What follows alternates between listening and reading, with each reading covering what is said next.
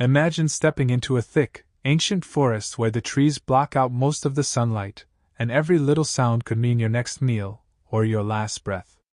No phones, no maps, no help on the way. Just you against the wild. How did our ancestors actually make it in places like that for thousands and thousands of years without getting wiped out? That's the question that always gets me. Stick with me because their story isn't just old history. It's wild, it's smart, and it might explain a lot about why we are the way we are today. Let's go back hundreds of thousands of years. Our early relatives, folks like Homo sapiens and even the Neanderthals, were pushing into these huge forested areas across Africa, Europe, and Asia. These weren't nice little parks. They were dense, tangled, full of shadows, hidden dangers, and real opportunities if you knew what you were doing. Life out there was no joke. Predators everywhere, food scattered, weather that could turn on you fast. But instead of just barely hanging on, they figured out how to really live in it. And the crazy part is, a lot of what they did still echoes in how we think and survive today. So picture this. You're part of a small band, maybe 20 or 30 people, moving through the trees. The first big challenge is just not becoming lunch. In the forest, you can't see more than a few yards in spots. Leopards, bears, big cats hiding in the underbrush. One bad step and it's over. But our ancestors had this built-in vigilance, that constant awareness that kept them alive. Their brains were wired to pick up every snap of a twig or change in the wind. It wasn't being scared all the time. It was using fear as information. They stuck together. Safety came from the group. While some hunted or gathered, others kept watch. They had these quiet calls and signals that blended with the forest sounds, almost like bird talk, so they could stay in touch without broadcasting their position. Moms humming soft tunes to keep kids close. That social bond was everything. It wasn't just about muscle. It was about working as a team in a place that could kill you if you slipped up. Food was the daily puzzle. Forests aren't like the open savanna where big herds run around. Here, it's smaller game, hidden away. They got really good at tracking. Reading a bent leaf, a faint footprint in the mud, broken branches. Spears and those throwing tools gave them an edge without having to go hand to hand with something dangerous. But honestly, plants were the real backbone. Berries, nuts, roots, greens, mushrooms. They had to know exactly what was safe because one wrong bite could take out the whole camp. Kids learned this stuff young, watching the elders, turning it into stories told around the fire at night. And get this. Recent finds show humans were deep in West African rainforests way back, like 150,000 years ago. They weren't just passing through. They were staying, using stone tools to dig tubers and clear little paths. They adapted to the thick canopy where visibility sucked and big game was harder to find. That's not even the wildest thing. Fire changed everything. Once they mastered it, the forests became way more livable. Fire meant warmth on cold nights, light to keep working or telling stories, and best of all, it scared off predators. A good fire at camp could mean sleeping a little easier. Plus, cooking food made it easier to digest, giving them more energy from the same stuff. They carried hot embers from place to place so they didn't have to start from scratch every time. Smart, right? Shelter was practical. Lean-tos made from branches and hides, rock overhangs, sometimes even platforms up in trees if the ground felt too risky. In some spots, they wove branches into windbreaks. Nothing fancy, but enough to keep the rain off and stay warm. Their bodies got tuned for it too. Better endurance for carrying loads, stronger immune systems from constant exposure, and this incredible ability to read the land. The mental side is what really fascinates me. These people lived with uncertainty every day. A bad hunt, an injury, a tough winter. No doctors, no stores.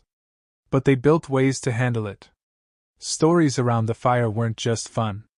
They passed down knowledge, kept the group tight, and gave them a sense of meaning in a tough world. That hyper-awareness we still have, the way we scan for threats, comes straight from them. Psychologists talk about a survival system where fear sharpens you. Freeze to check things out, run if you need to, or stand your ground. They lived that. Let me paint a picture of a regular day in a temperate forest in Europe maybe 50,000 years back. Sun comes up. The group's stirring. Kids grab kindling while the adults check traps they set the night before. Traps were genius. Low effort, high reward for rabbits, birds, whatever. Foraging teams head out with baskets made from bark or reeds. They knew the season's cold. Spring greens, summer berries, fall nuts that they processed to make edible. Winter meant digging deep for roots and living off stores. They moved camps when needed, always taking just enough so the forest could bounce back. This wasn't some modern environmental talk. It was pure survival. Compare that to us now. We stress about deadlines while they walked miles every day reading the woods like a map. Their plant knowledge was insane. In ancient Sri Lanka, some groups lived almost completely off rainforest foods for thousands of years. Tubers, fruits, honey they smoked out of hives. They had the tools and the patience. Tools were another big deal. Wood, bone, stone. They made blades, axes, scrapers, needles for sewing clothes. Neanderthals were pros at this in the woods, with their strong builds helping them handle tough tasks. Our sapiens side brought even more flexibility, tweaking things for whatever new forest they entered. Water sources mattered. They knew which plants signaled clean streams and how to avoid bad ones. Every sense was on high alert.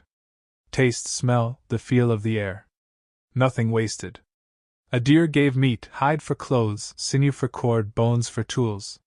They treated the animals with respect, often weaving thanks into their stories. Their social smarts might have been the real secret weapon. They managed arguments, shared everything, and linked up with other bands for trade or mates. News traveled. Good berry spots over the ridge. This network made them stronger than any lone survivor. And kids learned by doing. Play turned into training. No classrooms, just the forest as teacher.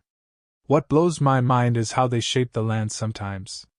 In parts of Europe, Neanderthals might have used fire or tools to open up forest patches, creating better hunting and gathering spots. Oldest evidence of humans actually changing landscapes on purpose. They weren't destroying it. They were working with it to make life better. During climate swings when forests grew or shrank, they rolled with it. Diversified diets, new tactics, always adapting. That's our big human trick. We're ecosystem generalists. We can make almost anywhere work if we pay attention. Dangers were constant. Snakes, bugs, falls, floods. They used plants for medicine. Willow for pain, moss for wounds. Elders passed down remedies mixed with rituals that helped the mind as much as the body. Loss hurt, but the group carried each other through it. Resilience meant feeling it together and keeping going. Innovation kept happening. Better composite tools, hafted axes, smarter shelters. They tested ideas, ditched what didn't work, improved what did. That problem-solving mindset is in our blood now. The deepest part?